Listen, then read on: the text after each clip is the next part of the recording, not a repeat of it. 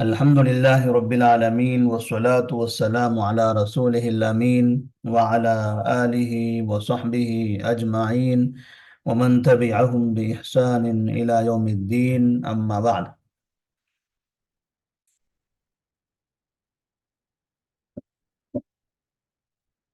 آج کے درس میں انشاءاللہ نکاح کے احکام اور مسائل کا تذکرہ کریں گے۔ اس سے پہلے حج کے حج اور عمرے کے احکام و مسائل گزر چکے۔ ابتدا ہم نے کیا تھا طہارت سے، طہارت پھر نماز پھر روزہ اور پھر اس کے بعد زکوٰۃ اور پھر حج۔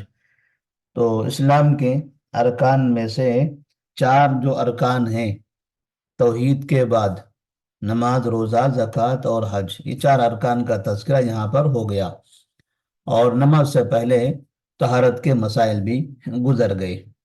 اب اس کے بعد نکاح کے احکام۔ اسلام کے جو پانچ ارکان میں سے جو پہلا رکن ہے توحید، چونکہ اس کا تعلق عقیدے سے ہے اس لیے وہ عقیدے کی کتابوں میں بیان کیا جاتا ہے، اور نماز روزہ زکوٰۃ حج یہ ان کا تعلق عملی عمل سے ہے، فقہی مسائل سے ہے، اس لیے اور اس کا تعلق عبادات سے ہے، اس لیے ان کو جو فقہاء کرام ہیں وہ ایک ساتھ ذکر کرتے ہیں۔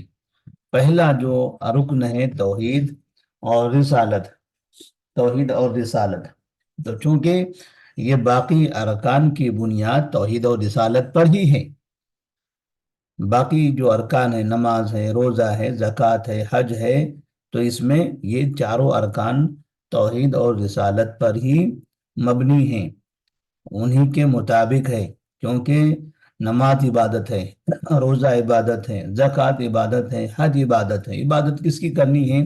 صرف اللہ تبارک و تعالیٰ کی، اور کس کے طریقے کے مطابق کرنی ہے؟ نبی کریم صلی اللہ علیہ وسلم کے طریقے کے مطابق۔ تو اس کے اندر توحید بھی آ گئی اور رسالت بھی آ گئی۔ چاروں ارکان میں پہلا جو رکن ہے توحید اور رسالت، یہ چاروں ارکان کے اندر موجود ہیں۔ بغیر توحید کے اور بغیر رسالت کے نہ نماز ہے، نہ روزہ ہے، نہ زکوٰۃ ہے، نہ حج ہے۔ جب یہ ارکان کا تذکرہ مکمل ہو گیا تو اب اس کے بعد معاملات کی شروعات کی جا رہی ہے۔ معاملات میں سب سے پہلے یہاں پر نکاح کا ذکر کیا جا رہا ہے۔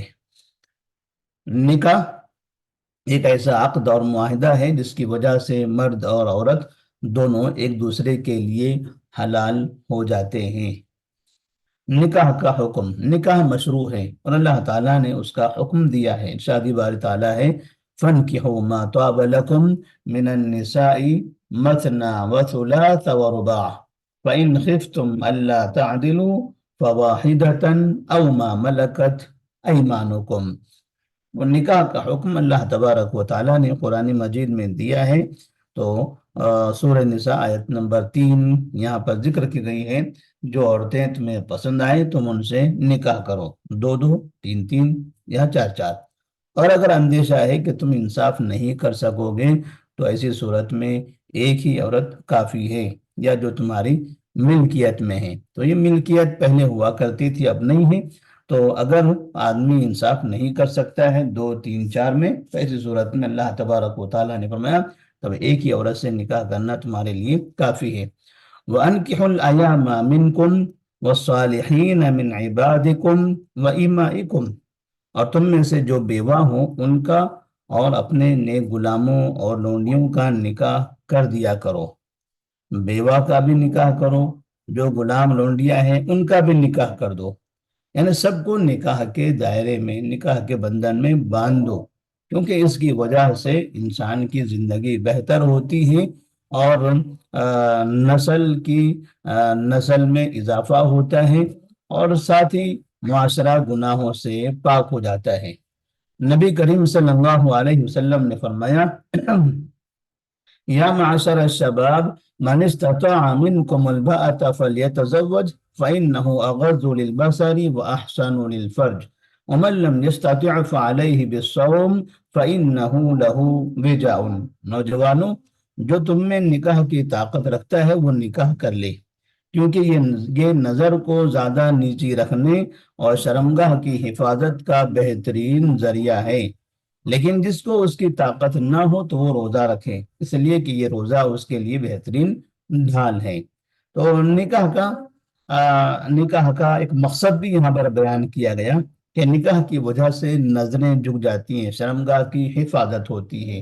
ایک بہت بڑا جو فائدہ ہے نکاح کا وہ یہ ہے کہ انسان گناہوں سے محفوظ رہتا ہے، انسان گناہوں سے محفوظ رہ جاتا ہے، اخلاقی گراوٹ سے اپنے آپ کو بچا لیتا ہے، اچھے اخلاق والا، مہذب انسان، اچھی زبان والا اور اچھی تہذیب و ثقافت والا انسان بنتا ہے۔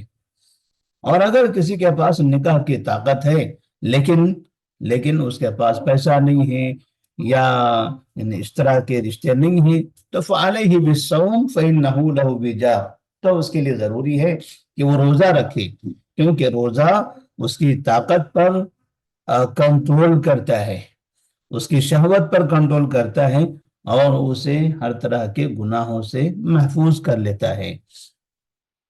نکاح کی حکمت کیا ہے؟ اللہ تعالیٰ نے کوئی ایسا قانون نہیں نازل کیا جس کے اندر بندوں کا مفاد پوشیدہ نہ ہو یا اس کی کوئی حکمت اور مصلحت نہ ہو۔ یہ الگ بات ہے کہ ہم ان مصلحتوں کو نہ سمجھ سکیں، نکاح کی بھی بڑی عظیم مصلحت اور حکمت ہے، ہم صرف چند حکمتوں کے بیان کرنے پر اکتفا کرتے ہیں۔ تو نکاح کی حکمتیں کیا کیا ہیں؟ تو سب سے پہلے حکمتوں کو دیکھے بغیر بنیادی طور پر یہ سمجھ لیں کہ چونکہ یہ اللہ تبارک و تعالیٰ کا حکم ہے اور نبی کریم صلی اللہ علیہ وسلم کی سنت ہے، اتنا ہی ہمارے لیے کافی ہے۔ ایک مسلمان کے لیے اتنی ہی چیز کافی ہے، اللہ کا حکم ہے، نبی کی سنت ہے۔ اب اس میں حکمت کیا کیا ہے، کیا فائدے ہیں، کیا اس میں کیا چیزیں ہیں، یہ ساری چیزیں بعد کی ہیں، یہ ساری چیزیں بعد کی ہیں۔ بس اللہ نے حکم دیا، آمنا وصدقنا، نبی کریم صلی اللہ علیہ وسلم نے اس پر عمل کیا، اس کا حکم دیا، ہم نے قبول کر لیا۔ تو اللہ کا حکم، نبی کا فرمان یا نبی کی اطاعت، یہ ہمارے لیے اتنا ہی کافی ہے۔ مصلحتیں ہمیں نظر آئے یا نہ نظر آئے، ہمیں کوئی فائدہ دکھائی دے یا نہ دکھائی دے، ہمیں اس سے کوئی مطلب نہیں ہے، ہمیں مطلب ہے اللہ کے حکم سے، نبی کی سنت سے۔ نبی نے اس پر عمل کیا، نبی نے اس کا حکم دے دیا، ہم نے سر جھکا کے اس کو تسلیم کر لیا۔ یہ تمام عبادتوں میں استعمال کیا جائے گا۔ جیسے نماز کے بارے میں ہے، بعض مرتبہ لوگ نماز کی حکمتیں بیان کرتے ہیں کہ نماز پڑھنے سے کمر میں درد نہیں ہوتا، نماز پڑھنے سے گھٹنوں میں درد نہیں ہوتا، نماز پڑھنے کی وجہ سے فلاں چیزیں ہوتی ہیں۔ آج کل بعض ڈاکٹر لوگ اس طرح کی باتیں کرتے ہیں کہ نماز سے یہ اور یہ انسان بیماریوں سے محفوظ ہو جاتا ہے۔ حالانکہ کئی نماز پڑھنے والے گھٹنوں کے درد کے شکار ہیں، کئی نمازی کمر کے درد کے شکاری ہیں، اور کئی نمازی اس طرح کی کئی بیماریوں میں مبتلا ہیں۔ تو اگر نماز کی وجہ سے ہمیں یہ فائدہ نظر نہیں آیا تو کیا ہم نماز نہیں پڑھیں گے؟ تو مطلب یہ ہے کہ ہمیں جو حکمت ہے، جو فائدہ ہے، یہ نہیں دیکھنا ہے، ہمیں یہ دیکھنا ہے کہ اس میں اللہ نے حکم دیا ہے، یہ نبی کریم صلی اللہ علیہ وسلم نے پڑھا ہے، نبی کریم صلی اللہ علیہ وسلم نے اس کے ہمیں تعلیم دی ہے، بس یہی ہمارے لیے کافی ہے۔ تو جو حکمتوں کا یہاں پر ذکر کیا گیا ہے ان میں سے ایک حکمت یہ ہے کہ نکاح کے نتیجے میں عضو تناسل کے ذریعے نسل انسانی کی جائز بقا ہوتی ہے، کہ نکاح سے انسانی نسل میں اضافہ ہوتا ہے۔ اور دوسری چیز، اپنی عزت اور شرافت کی حفاظت اور فطری خواہش پوری کرنے کے لیے مرد عورت کا جائز طریقہ کار ہے کہ انسان کے مرد اور ایک عورت یہ آپس میں فطری خواہش پوری کر لیتے ہیں عزت کے ساتھ۔ تیسری چیز، نسل انسانی کی تربیت اور زندگی کے بقا کے لیے دونوں کا ایک دوسرے کے ساتھ تعاون کا سبب ہے، کہ جو نسل ہوگی اس کی نسل کی تربیت کا خصوصی طور پر یہ ماں باپ اہتمام کریں گے، اور یہ دونوں جب تک ایک دوسرے کا ساتھ دیں گے تبھی نئی نسل کی صحیح تربیت ہوگی۔ مودت و محبت کے دائرے میں مرد عورت کے باہمی تعلق کا بہترین ذریعہ، جس سے دونوں کے حقوق کا تحفظ ہو اور ایک دوسرے کے ساتھ بہترین تعاون حاصل ہو۔ نکاح کے ذریعے دو خاندان آپس میں مل جاتے ہیں اور ایک دوسرے کے درمیان محبت اور احترام پیدا ہوتا ہے، ایک دوسرے کے لیے معاون بن جاتے ہیں۔ جو اجنبی تھے، جو کل تک کے اجنبی تھے، جانتے نہیں تھے، پہچانتے نہیں تھے، ملاقات نہیں کرتے تھے، اب نکاح کے بندھن بننے کی وجہ سے یہ مرد اور عورت، یہ دونوں نکاح کے بندھن بن گئے۔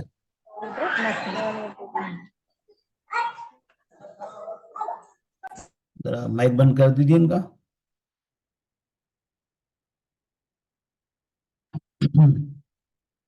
مرد عورت یہ دونوں نکاح کے بندھن میں بن گئے، مگر مرد کے جو رشتہ دار ہیں، ماں باپ ہیں، بھائی بہن ہیں، چچا ہیں، ماموں ہیں اور یہ دیگر رشتہ دار، اسی طرح سے عورت کے جو ماں باپ ہیں، بھائی بہن ہیں اور دیگر رشتہ دار ہیں، یہ لوگ بھی آپس میں ایک دوسرے سے متعارف ہو جاتے ہیں، ایک دوسرے کو پہچاننے لگتے ہیں، ایک دوسرے کی مدد کرتے ہیں، ایک دوسرے کا تعاون کرتے ہیں، ایک دوسرے کا ساتھ دیتے ہیں۔ تو معاشرے کے اندر باقاعدہ نکاح سے آپسی تعاون ہوتا ہے، دلوں میں ہمدردی بڑھتی ہے، احترام بڑھ جاتا ہے۔ نکاح کے ارکان، نکاح کی صحت کے لیے بیک وقت چار ارکان کا ہونا ضروری ہے۔ نمبر ایک، ولی کا ہونا۔ نمبر دو، دو گواہوں کا ہونا۔ نمبر تین، عقد نکاح کی صحت۔ اور نمبر چار، مہر کا ہونا۔ ولی بھی شرط ہے اور ساتھ میں گواہ بھی ہو، تو کم سے کم ولی ہو، دو گواہ ہو، یعنی ولی اور گواہ ملائیں گے تو اس طرح سے تین لوگ ہو جائیں گے، اس طرح تین لوگ ہو جائیں گے، لڑکا اور لڑکی کے علاوہ وہاں پر تین لوگ اور موجود ہوں گے، ولی اور گواہ۔ یعنی ایسا نہ ہو کہ یہ دونوں میاں بھی بھاگ کر کہیں بھی نکاح کر لیں، کسی کو بھی پکڑ لیں اور کہیں کہ ہمارا نکاح پڑھا دو، خطبہ نکاح آپ پڑھ لو، یا خود ہی خطبہ نکاح پڑھ لیں اور کہیں کہ ہم دونوں نے نکاح کر لیا ہے، تو نہیں، باقاعدہ لڑکی کے لیے ولی کا ہونا شرط ہے، ولی کے بغیر لڑکی کا نکاح نہیں ہوتا۔ اسی طرح سے اس نکاح پر دو گواہ بھی ہونا چاہیے، اس نکاح پر دو گواہ بھی ہونی چاہیے۔ پھر عقد نکاح کی صحت، کہ نکاح کا جو عقد ہے وہ صحیح طریقے سے ادا بھی کیا جائے اور ساتھ میں مہر بھی ادا کیا جائے۔ تو اس طرح سے چار ارکان ہیں ان عورتوں کا بیان جس سے شادی کرنا حرام ہے۔ ارشاد باری تعالیٰ ہے وَلَا تَنْكِحُوا مَا نَكَحَ آبَاؤُكُمْ مِنَ النِّسَاءِ إِلَّا مَا قَدْ سَلَفَ إِنَّهُ كَانَ فَاحِشَةً وَمَقْتًا وَسَاءَ سَبِيلًا۔ حرمت علیکم امہاتکم وبناتکم واخواتکم وعماتکم وخالاتکم وبنات الاخ وبنات الاخت وامہاتکم اللاتی ارضعنکم واخواتکم من الرضاعہ وامہات نسائکم وربائبکم اللاتی فی حجورکم من نسائکم اللاتی دخلتم بہن فإن لم تكونوا دخلتم بهن فلا جناح عليكم وحلائل أبنائكم الذين من أصلابكم وأن تجمعوا بين الأختين إلا ما قد سلف إن الله كان غفورا رحيما۔ پھر اس کے آگے ہے والمحصنات من النساء إلا ما ملكت أيمانكم كتاب الله عليكم وأحل لكم ما وراء ذلكم أن تبتغوا بأموالكم محسنين غير مسافحين، سورہ نساء آیت نمبر 22 سے لے کر 24 تک۔ تو کون کون سی عورتیں ہیں جن سے نکاح کرنا حرام ہے؟ جن سے نکاح حرام ہے ان کا ذکر آیا۔ اس کا مطلب یہ ہوا کہ اب ان کے علاوہ جو بھی عورتیں ہیں ان سے نکاح جائز ہے۔ حرام کی تعداد کم ہے اس لیے اس کا ذکر کر دیا گیا، اس کے علاوہ جو بھی ہیں وہ حلال ہیں۔ کون کون ہے اس میں؟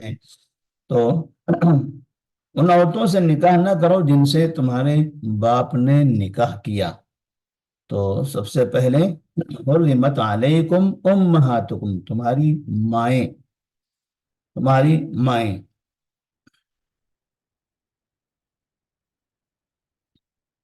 یہاں پر وَلَا تَنْكِحُوا مَا نَكَحَ آبَاؤُكُمْ مِنَ النِّسَاءِ، ان عورتوں سے نکاح نہ کرو جن سے تمہارے باپ نے نکاح کیا۔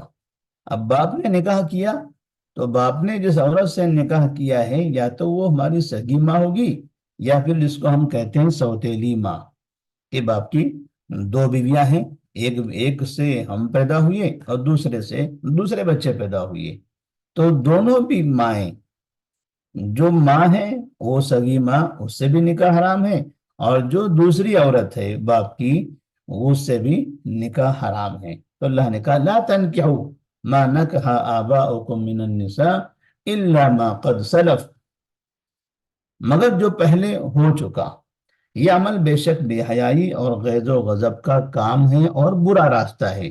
تو باپ کی بیوی سے نکاح کرنا یہ بے حیائی کا کام ہے، اسی طرح سے اس سے اللہ تبارک و تعالیٰ کا غضب نازل ہوتا ہے۔ پھر اس کے بعد یہاں آگے کہہ رہے ہیں تمہارے اوپر تمہاری مائیں، اب ماں کا مطلب وہ ماں جس سے پیدا ہوئی، ہم پیدا ہوئے ہیں، تمہارے اوپر تمہاری مائیں، بیٹیاں، بہنیں، پھوپھیاں، خالائیں، بھائی کی بیٹیاں یعنی بھتیجی، اور بہن کی بیٹیاں بھانجی، اور تمہاری وہ مائیں جنہوں نے تم کو دودھ پلایا ہے یعنی رضاعی ماں، اور دودھ کی بہنیں یعنی رضاعی بہن، اور تمہاری عورتوں کی مائیں یعنی ساس، اور ربیبہ جو تمہاری مدخولہ بیوی کی بیٹی ہے۔ ربیبہ، ربیبہ کہتے ہیں ایسی بچی کو کہ ہم نے کسی عورت سے نکاح کیا اور نکاح کے وقت میں اس عورت کے پاس پہلے سے کوئی بیٹی موجود تھی، پہلے سے کوئی بیٹی موجود تھی، جسے نبی کریم صلی اللہ علیہ وسلم نے ام سلمہ رضی اللہ تعالیٰ عنہ سے نکاح کیا تھا۔ تو ام سلمہ رضی اللہ تعالیٰ عنہ کے پاس پہلے سے ایک بیٹا موجود تھا جس کا نام تھا عمر، عمر بن ابو سلمہ۔ تو اس عمر کو کہتے ہیں ربیب، لڑکا ہے تو کہیں گے ربیب اور لڑکی ہے تو کہیں گے ربیبہ۔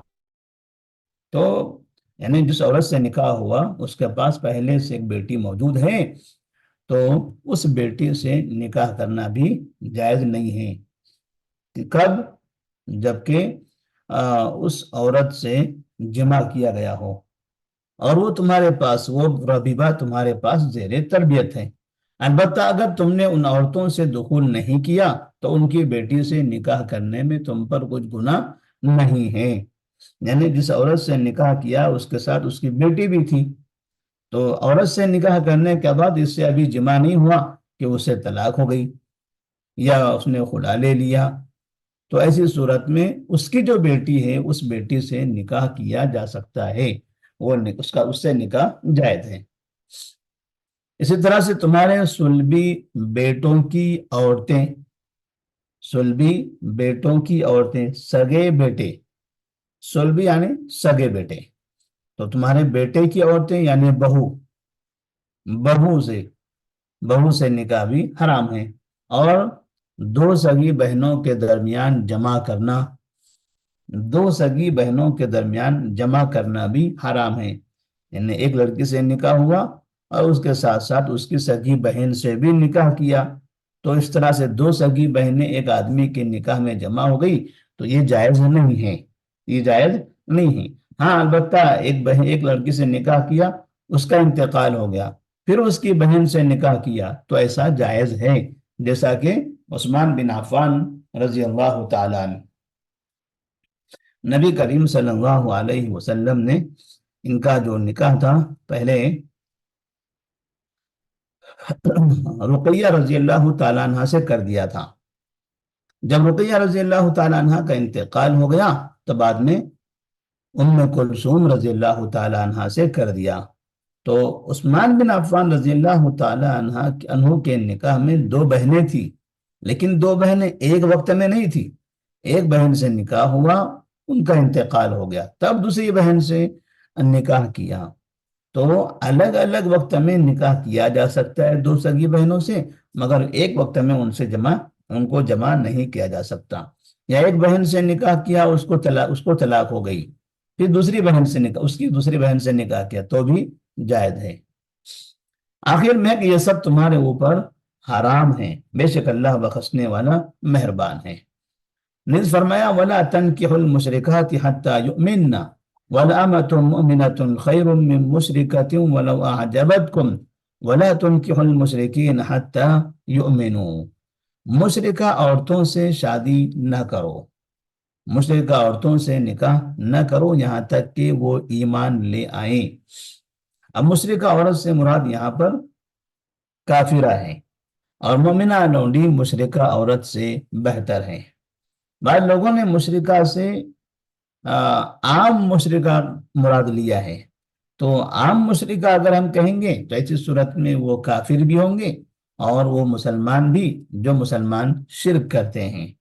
تو شرک کرنے والا مسلمان ہو یا کافر ہو، کافر تو اس کی شرک کرتا ہی ہے، لیکن اگر مسلمان ہے اور وہ بھی شرک کر رہا ہے تو وہ بھی مشرکہ کہلائی جائے گی۔ تو اللہ تبارک و تعالیٰ نے فرمایا مشرکہ عورتوں سے نکاح نہ کرو یہاں تک کہ وہ ایمان لے آئیں۔ وَالْأَمَةُ مُؤْمِنَةٌ خَيْرٌ مِّن مُّشْرِكَةٍ وَلَوْ أَعْجَبَتْكُمْ، اور مومنہ لونڈی مشرکہ عورت سے بہتر ہے اگرچہ مشرکہ عورت تمہیں اچھی لگتی ہے۔ تو بہت سے مسلمان ہمارے ماحول میں ہم دیکھتے ہیں کہ مشرکہ لڑکیوں سے وہ نکاح کرتے ہیں، یعنی کافر لڑکیوں سے نکاح کرتے ہیں، اور پھر بعد میں شوہر اسلام پر ہے اور ان کی بیوی کفر پر ہے، اسی طرح سے وہ لوگ رہتے بھی ہیں۔ اور یہ ہمارے ملک کے اندر خاص طور پر جو کرکٹرز ہیں یا بڑے بڑے تاجر ہیں یا پھر جو فلمی دنیا کے لوگ ہیں، یہ ایسے لوگ یہ کام بہت کرتے ہیں، جس کی وجہ سے ان کو چاہنے والے اور ان کو اپنا آئیڈیل سمجھنے والے لوگ اسی طرح کی حرکتوں میں ملوث ہوتے ہیں۔ وَلَا تُنْكِحُوا الْمُشْرِكِينَ حَتَّى يُؤْمِنُوا، اور نہ ہی مشرک مرد سے شادی کرو، نکاح کرو یہاں تک کہ وہ ایمان لے آئے۔ یہاں تو اللہ تبارک و تعالیٰ نے عورتوں کو بھی حکم دیا یا عورتوں کے ولیوں کو بھی حکم دیا کہ وہ لڑکیوں کا نکاح مشرک مردوں سے نہ کرائے، مشرک مردوں سے نہ کرائے یہاں تک کہ وہ ایمان لے آئیں۔ رسول اللہ صلی اللہ علیہ وسلم نے فرمایا یحرم من الرضاع ما یحرم من النسب، رضاعی رشتوں میں سے وہ رشتے حرام ہیں جو نسب سے حرام ہوتے ہیں۔ اب نسبی رشتوں میں کون کون حرام ہوتے ہیں؟ نسبی ماں حرام ہے، نسبی بیٹی حرام، نسبی بہن حرام، نسبی خالہ حرام، نسبی چاچیاں حرام، نسبی پھوپھی حرام، نسبی خالہ حرام، نسبی پھوپھی حرام۔ تو اس طرح سے جو نسبی رشتے حرام ہیں تو ایسے ہی رضاعی رشتوں میں بھی وہ رشتے حرام ہوں گے۔ مذکورہ بالا ارشادات ربانیہ اور توجیحات نبویہ سے معلوم ہوا کہ جن عورتوں سے شادی کرنا حرام ہے ان کی دو قسمیں ہیں۔ نمبر ایک، وہ عورتیں جو ہمیشہ کے لیے حرام ہیں، یہ حرمت کبھی ختم نہیں ہوتی۔ نمبر دو، وہ عورتیں جو کسی سبب سے وقتی طور پر حرام ہیں، جب وہ سبب ختم ہو جائے تو وہ حلال ہو جائے گی۔ اب جو عورتیں ہمیشہ حرام ہیں ان کی تین قسمیں ہیں، جو عورتیں ہمیشہ کے لیے حرام ہیں ان کی تین قسمیں ہیں۔ نمبر ایک، نسبی محرمات، نمبر دو، مشاہرت کی بنا پر محرمات، اور نمبر تین، دودھ کی وجہ سے محرمات، یعنی رضاعی محرمات۔ تو نسبی محرمات، مشاہرتی محرمات اور رضاعی محرمات، یہ تین ایسے رشتے ہیں جو ہمیشہ کے لیے حرام ہیں۔ اب نسبی محرمات میں کون کون ہیں؟ جیسے نانی ہے، دادی ہے، اور ان کی مائیں ہیں، بیٹی ہے، بیٹیاں ہیں، پوتی ہیں اور ان کی بیٹیاں ہیں، بہن ہیں، بہن کی بیٹیاں ہیں اور ان کی اولاد کی بیٹیاں ہیں، اور پھوپھی ہیں اور ان کی مائیں ہیں، خالہ ہیں اور ان کی مائیں ہیں، بھتیجی ہیں اور بھتیجے کی بیٹیاں ہیں اور ان کی اولاد کی بیٹیاں، یہ سب ابدی محرمات ہیں۔ اسی طرح سے مشاہرت کی بنا پر محرمات، مشاہرت یعنی نکاح کی وجہ سے سسرالی رشتے، تو جیسے باپ کی بیوی، باپ کی بیوی حرام، دادا کی بیوی حرام، بیوی کی ماں اور اس کی دادی حرام، بیوی کی بیٹی، بیوی کی بیٹی کی بیٹی، بشرطے کہ شوہر نے بیوی سے جمع کیا ہو، اور بیٹے کی بیوی یعنی بہو، پوتے کی بیوی اس کو بھی ہم بہو کہتے ہیں، وغیرہ۔ دودھ کی وجہ سے وہ تمام رشتے حرام ہو جاتے ہیں جو نسب کی وجہ سے حرام تھے، کیونکہ اب یہ رضاعی رشتے بن جاتے ہیں اور پہلے نسبی رشتے تھے۔ البتہ رضاعت ایام طفولت میں دودھ پینے سے ثابت ہوتی ہے، اور وہ دودھ جو بچے کے نشو و نما کا سبب ہو، صرف ایک یا دو گھونٹ پی لینے سے حرمت ثابت نہیں ہوتی، اس لیے کہ رسول اللہ صلی اللہ علیہ وسلم کی حدیث ہے، لا تحرم المسۃ ولا المستان، ایک اور دو مرتبہ دودھ چوسنے سے حرمت ثابت نہیں ہوتی۔ تو رضاعت والا رشتہ کب بنتا ہے؟ رضاعت والا رشتہ کب بنتا ہے؟ تو اس کے لیے یہاں پر ملاحظہ لکھا کہ یہاں پر یہ بات ذہن نشین کر لینی چاہیے کہ دودھ پینے والے کے بھائیوں اور بہنوں پر یہ حکم رضاعت واقع نہیں ہوگا، کیونکہ انہوں نے دودھ نہیں پیا ہے، لہذا رضیع کا بھائی دودھ پلانے والی یا اس کی بیوی سے شادی کر سکتا ہے، اسی طرح اس کی بہن دودھ پلانے والی کے خاوند یا اس کے باپ اور بیٹے سے نکاح کر سکتی ہے۔ وقتی اور عارضی حرمت، یہ وہ حرمت ہے جو کسی سبب سے واقع ہوئی ہے، جب وہ سبب ختم ہو گیا تو حرمت بھی ختم ہو گئی۔ تو یہاں تھوڑا سا اس کی وضاحت ہونی ضروری ہے کہ رضاعت کب ثابت ہوتی ہے۔ تو رضاعت کے لیے دو چیزیں ضروری ہیں۔ پہلی چیز کہ بچے نے جو دودھ پیا ہے وہ بچہ اس عمر میں ہو کہ اس کی غذا صرف اور صرف دودھ ہے، اس کی غذا صرف اور صرف دودھ ہے۔ اگر وہ دودھ کے ایام چھوڑ چکا ہو اور اس کے بعد کھانا پینا بھی شروع کر چکا ہو اور اس درمیان میں کسی عورت کا وہ دودھ پی لیتا ہے تو اس سے رضاعت ثابت نہیں ہوتی۔ تو رضاعت ثابت ہونے کے لیے پہلی شرط کیا ہے؟ پہلی شرط یہ ہے کہ وہ بچے کی غذا صرف دودھ ہو۔ اس کے بعد دوسری شرط یہ ہے کہ کم سے کم اس نے 5 مرتبہ اس نے دودھ پیا ہو۔ ایک یا دو مرتبہ پی لینے سے رضاعت ثابت نہیں ہوتی ہے، بلکہ کم سے کم 5 مرتبہ اگر وہ پیتا ہے تب جا کے اس سے رضاعت ثابت ہوتی ہے۔ اب بعض بچے کسی عورت کا ایک مرتبہ دودھ پی لیتے ہیں تو ایسی صورت میں اس سے وہ عورت اس کی رضائی ماں نہیں بنے گی، وہ بچہ اس کی رضائی بیٹا یا بیٹی نہیں بنے گی۔ 2 بار پیتے ہیں تب بھی نہیں، کم سے کم 5 مرتبہ ہونا چاہیے۔ اب عارضی جو حرمت ہے، ایک تو ہمیشہ کے لیے جو محرمات ہیں اس کا تذکرہ گزر گیا، اب وقتی طور کے لیے جو رشتے حرام ہیں ان میں سے ایک ہے بیوی کی بہن یعنی سالی سے نکاح۔ تو یہ اس وقت تک حرام ہے جب تک کہ بیوی اس کے نکاح میں ہے۔ اگر بیوی فوت ہو جائے یا اسے طلاق ہو جائے تو عدت ختم ہونے کے بعد اس کی بہن سے نکاح کر سکتا ہے، کیونکہ حرمت کا سبب ختم ہو گیا، اور وہ سبب کیا ہے؟ دونوں بہنوں کا ایک ساتھ ملانا۔ ارشاد باری تعالیٰ ہے وَأَن تَجْمَعُوا بَيْنَ الْأُخْتَيْنِ، کہ تم دو بہنوں کو آپس میں نہ ملاؤ۔ بیوی کی موجودگی میں اس کی پھوپھی یا خالہ سے نکاح نہیں کر سکتے، لیکن اس کی عدم موجودگی میں ان سے نکاح کر سکتے ہیں۔ یعنی بیوی کو طلاق ہو گئی تو بعد میں اگر اس کی خالہ سے نکاح کرنا چاہیں تو کر سکتے ہیں، اس کی پھوپھی سے نکاح کرنا چاہیں تو کر سکتے ہیں، لیکن بیوی موجود ہے اور پھر اس کے ساتھ ساتھ اس کی خالہ سے نکاح کریں، یہ درست نہیں ہے۔ اس کے رہتے ہوئے اس کی پھوپھی سے نکاح کریں، یہ بھی درست نہیں ہے، یا ان کو بھی آپس میں جمع کرنا درست نہیں ہے۔ عدم موجودگی طلاق کی وجہ سے ہو یا موت کی وجہ سے، اب یہ نہ ہونا یا تو طلاق دے دیا اس نے یا پھر اس بیوی کا انتقال ہو گیا، اس کے انتقال کے بعد بھی اس کی خالہ سے یا پھوپھی سے یا اس کی بہن سے نکاح کر سکتے ہیں، یا انتقال نہیں ہوا بلکہ طلاق واقع ہو گئی ہے، تب بھی ایسی صورت میں اس کی بہن سے بھی نکاح کر سکتے ہیں، یا اس کی پھوپھی سے یا اس کی خالہ سے نکاح کیا جا سکتا ہے۔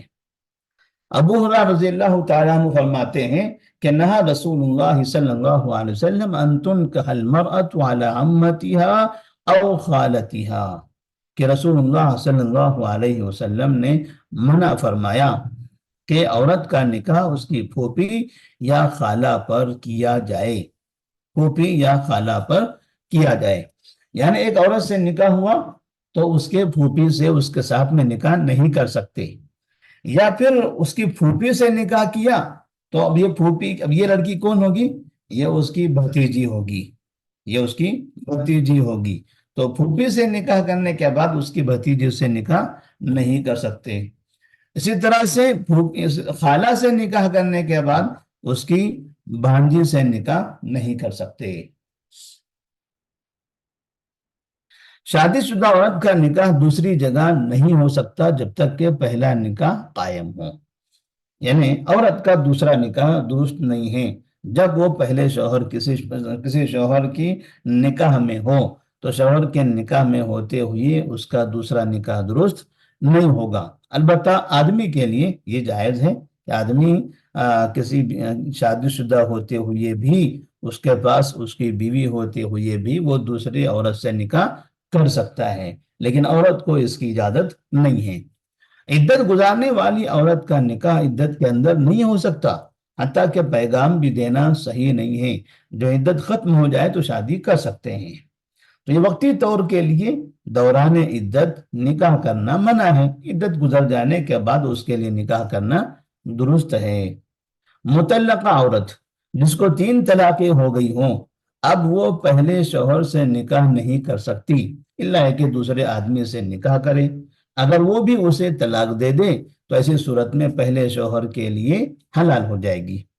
یعنی ایک آدمی نے اپنی بیوی کو 3 طلاق دے دیا ہے الگ الگ مرحلے میں، اب اس کے بعد پھر یہ چاہتے ہیں کچھ دنوں کے بعد کہ یہ دونوں پھر سے ایک مرتبہ نکاح کے بندھن میں بندھ جائیں، تو ایسی صورت میں اب ان کے لیے نکاح کا راستہ نہیں ہے۔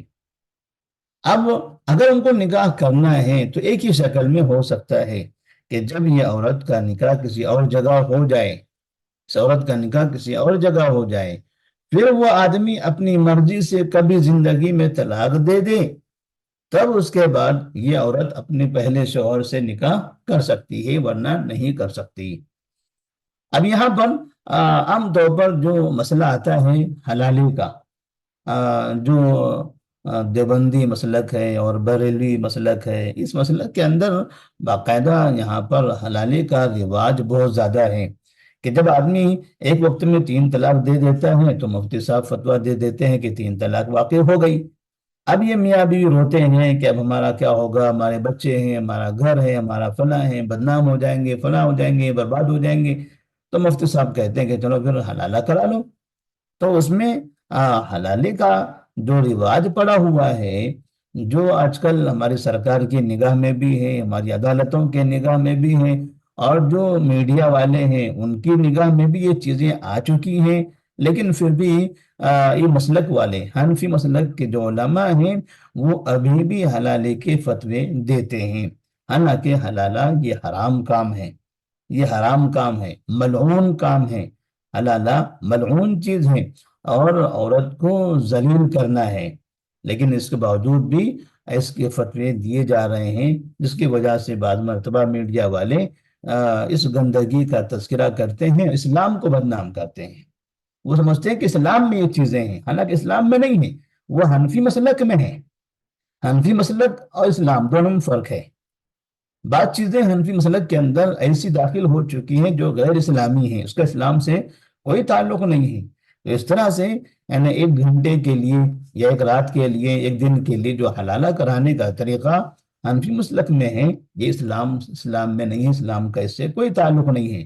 لیکن جو میڈیا والے ہیں، جو کافر ہیں، جو ہندو غیر مسلم ہیں، وہ لوگ جب ان علماء کے، ان مفتیوں کے فتوے دیکھتے ہیں تو اس کو اسلام پر چسپا کر دیتے ہیں، اسلام کی طرف منسوخ کر دیتے ہیں، کیونکہ وہ سمجھتے ہیں کہ یہ مسلمان ہیں، ظاہر سی بات ہے مسلمان کا مطلب اسلام کو ماننے والا۔ تو اس طرح سے ان کی نگاہ میں اسلام ایک گندا مذہب دکھائی دیتا ہے۔ اسلام میں اتنی گندگی ہے کہ عورت کے ساتھ حلالہ کرنے کا حکم دیتا ہے، حالانکہ اسلام پاک، صاف، شفاف مذہب ہے۔ اس میں اسلام کبھی گندگی کی تعلیم نہیں دیتا۔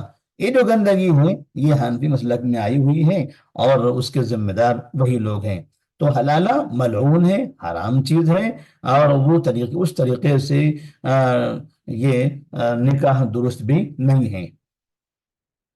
زانی عورت سے نکاح نہیں کرنا چاہیے جب تک وہ مکمل توبہ صدقے دل سے توبہ نہ کر لے، پھر وہ اپنی عدت پوری کر لے تاکہ اس کا رحم پاک ہو جائے۔ زانی عورت یعنی کسی اور سے اس نے زنا کیا ہو تو ایسی عورتوں سے نکاح نہیں کرنا چاہیے، لیکن اگر کبھی کرنے کی ضرورت پیش آئی تو ایسی صورت میں اس سے توبہ کروایا جائے، اور پھر کم سے کم یعنی اس کے حیض آنے کا انتظار کیا جائے تاکہ اس کا رحم مادر مکمل طور پر پاک ہو جائے۔ اسی طرح کافر اور مشرکہ عورت سے بھی حالت کفر و شرک میں نکاح جائز نہیں ہے جب تک وہ دین اسلام میں داخل نہ ہو جائے۔ یعنی آدمی مسلمان ہے تو اور کافر عورت سے نکاح نہیں کر سکتا، یا عورت مسلمان ہے تو کافر مرد سے نکاح نہیں کر سکتا۔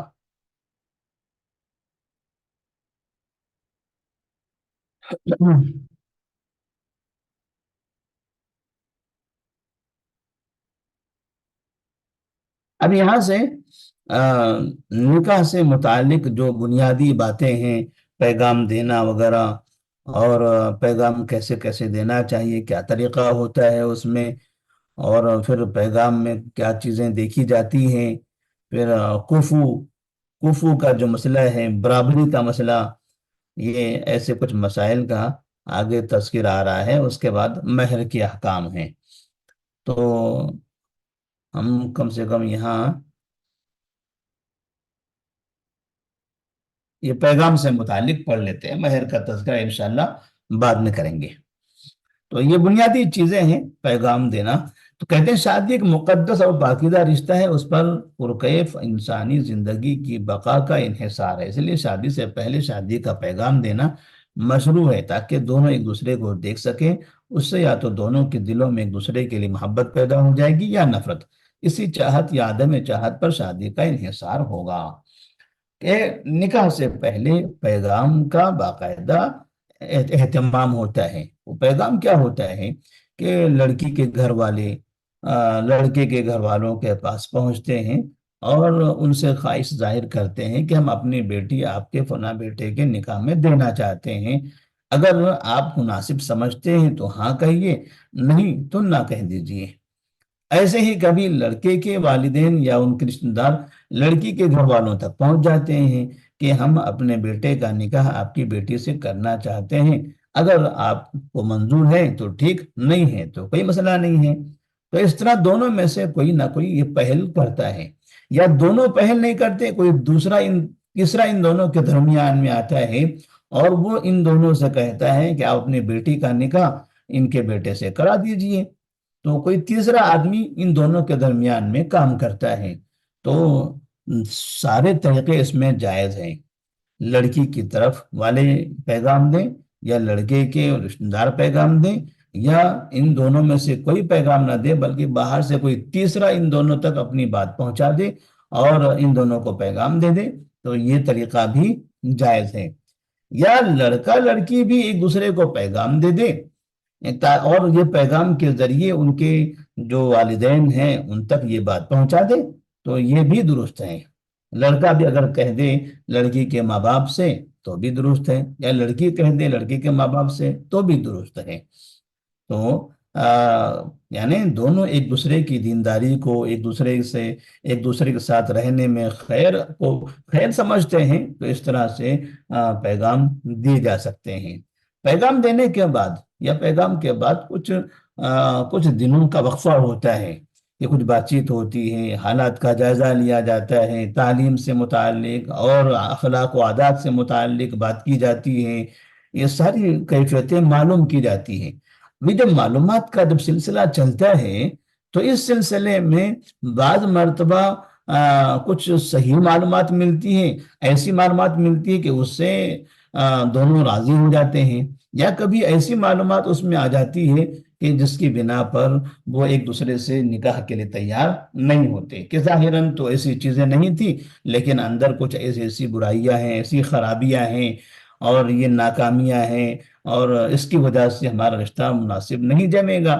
تو معلومات کے اس راستے میں کبھی اچھی معلومات ملتی ہیں تو اس سے راضی ہو گئے، یا کبھی معلومات خراب یا ان کو پسند نہ آئے تو ایسی صورت میں پھر وہاں پر وہ انکار کر بیٹھتے ہیں۔ اگر اچھی معلومات ہے اور معلومات کے حساب سے وہ چیزیں ان کو پسند بھی ہیں، ایک دوسرے اس کو پسند بھی کر رہے ہیں، اور اس طرح سے ایک دوسرے کی نظر میں دونوں محترم بنے ہوئے ہیں، تو پھر یہاں ایک دوسرے کے درمیان میں پھر ایک بات چیت شروع ہو جاتی ہے، احترام شروع ہو جاتا ہے، محبت شروع ہو جاتی ہے، دعوتیں شروع ہوتی ہیں، اور اس طرح سے پھر یہ تقرب، یہ ایک دوسرے کا قرب حاصل ہوتا ہے، تقرب حاصل ہوتا ہے، اور پھر اس سے اچھے تعلقات بنتے ہیں، اور پھر وہ دونوں اپنے بیٹا اور بیٹی کا نکاح ان سے کرا دیتے ہیں۔ پیغام دینے کی چند شروط۔ جس لڑکی کے لیے شادی کا پیغام دینا ہو اس کے لیے چند شروط کا خیال کرنا ضروری ہے۔ نمبر ایک، وہ لڑکی ان لڑکیوں میں سے نہ ہو جن سے شادی کرنا حرام ہے، چاہے حرمت ابدی ہو یا موقت ہو۔ تو پہلی چیز یہ دیکھنا ہے کہ جس لڑکی کو ہم پیغام دے رہے ہیں تو وہ محرمات میں سے نہ ہو، یعنی بیٹی نہ ہو، ماں نہ ہو، خالہ نہ ہو، پھوپھی نہ ہو۔ اسی طرح سے جو ایسے محرمات رشتے، یا رضائی بیٹی نہ ہو، رضائی ماں نہ ہو، رضائی بہن نہ ہو، وہ اسی طرح سے وہ بہو نہ ہو، ساس نہ ہو، جو جو محرمات کا تذکرہ اس سے پہلے گزر گیا، وہ لڑکی ان میں سے نہیں ہونا چاہیے۔ نمبر دو، جس لڑکی کو پیغام دینا ہے اس کو کسی دوسرے نے پیغام نہ دیا ہو، اس سے نبی کریم صلی اللہ علیہ وسلم نے منع کیا ہے۔ کوئی آدمی اپنے بھائی کے پیغام پر پیغام نہ دے الا یہ کہ پہلے نے چھوڑ دیا ہو یا وہ اجازت دے۔ اگر پہلے نے پیغام دیا ہو اور بات چیت بھی مکمل ہو گئی ہے تو اس وقت دوسرے کے لیے پیغام دینا جائز نہیں ہے۔ یعنی ایک جگہ پر دو لوگوں نے پیغام دے دیا، تو ایک آدمی سے پیغام کے بارے میں بات چیت چل رہی ہے، اور باقاعدہ وہاں پر بات چیت مکمل بھی ہو گئی، دونوں ایک دوسرے کے لیے راضی بھی ہو گئے، اور نکاح کے لیے تیار بھی ہو گئے۔ درمیان میں کوئی دوسرا آ جاتا ہے اور پھر وہ نکاح کا پیغام دے دیتا ہے، تو اس طرح سے یہ درست نہیں ہے۔ لیکن اگر صرف پیغام دیا تھا، بات چیت نہیں ہوئی تھی، صرف خبر دی گئی تھی، ایک بات پہنچائی گئی تھی، تو ایسی صورت میں کوئی دوسرا بھی وہاں بات پہنچانا چاہتا ہے تو پہنچا سکتا ہے۔ جب تک کہ ایک کی بات مکمل نہیں ہوتی تب تک کہ دوسرا، تیسرا، چوتھا کوئی بھی آ کر اپنی بات لڑکی والوں تک یا اس کے برخلاف لڑکے والوں تک پہنچا سکتا ہے، پیغام دے سکتا ہے۔ عدت والی عورت کو بھی حالت عدت میں پیغام دینا صحیح نہیں ہے، خواہ طلاق کی عدت ہو یا شوہر کی وفات کی۔ اب طلاق کی عدت میں جو عدت ہے وہ 3 حیض ہے۔ 3 حیض کے درمیان میں 3 حیض کے درمیان میں اس عدت میں کوئی اس کو نکاح کا پیغام نہ دے، یا پھر شوہر کا انتقال ہو گیا، 4 مہینے 10 دن اس کی عدت ہے، 4 مہینہ 10 دن کے درمیان میں کوئی اسے نکاح کا پیغام نہ دے۔ ارشاد باری تعالیٰ ہے وَلَا جُنَاحَ عَلَيْكُمْ فِي مَا عَرَّضْتُمْ بِهِ مِنْ خِطْبَةِ النِّسَاءِ وَأَكْنَنْتُمْ فِي أَنفُسِكُمْ عَلِمَ اللَّهُ أَنَّكُمْ سَتَذْكُرُونَهُنَّ وَلَكِنْ لَا تُوَاعِدُوهُنَّ سِرًّا إِلَّا أَن تَقُولُوا قَوْلًا مَعْرُوفًا وَلَا تَعْزِمُوا عُقْدَةَ النِّكَاحِ حَتَّى يَبْلُغَ الْكِتَابُ أَجَلَهُ وَاعْلَمُوا أَنَّ اللَّهَ يَعْلَمُ مَا فِي أَنفُسِكُمْ فَاحْذَرُوهُ۔ اور تمہارے اوپر کوئی گناہ نہیں ہے اس بات میں کہ تم اشارے میں عورتوں کو پیغام نکاح دو یا اپنے دل میں پوشیدہ رکھو۔ اللہ کو معلوم ہے کہ تم ان کا ذکر کرو گے، لیکن تم ان سے پوشیدہ طور پر نکاح کا وعدہ نہ کر رکھو۔ یعنی جب عدت کے دوران میں ہو تمہیں پتہ ہے تو ایسی صورت میں نکاح کا پیغام لینا اور دینا دونوں بھی درست نہیں ہیں، مگر یہ کہ کوئی اچھی بات کہہ دو اور نکاح کا عزم مت کرو۔ اچھی بات کہہ دو مطلب اگر کہیں سے اس طرح کا اشارہ ہو رہا ہے تو اشارے میں کچھ بات کہہ دو لیکن نکاح کرنے کا عزم نہیں کرنا ہے، یہاں تک کہ عدت مقرر اپنے وقت کو پہنچ جائے، اور جان لو کہ اللہ تعالیٰ تمہارے بھید کو اچھی طرح جانتا ہے، لہذا اس سے بچتے رہو۔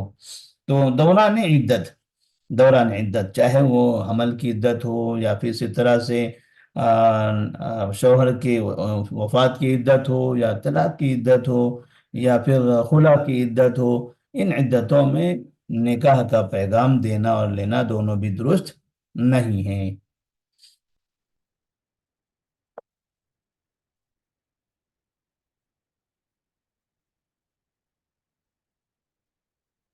چلیے آج کا درس ہم یہیں پر روک دیتے ہیں، اگر کسی کے پاس کوئی سوال ہو تو انشاءاللہ سوالات سن لیتے ہیں، اس کا جواب دیں گے انشاءاللہ۔ السلام علیکم ورحمۃ اللہ وبرکاتہ۔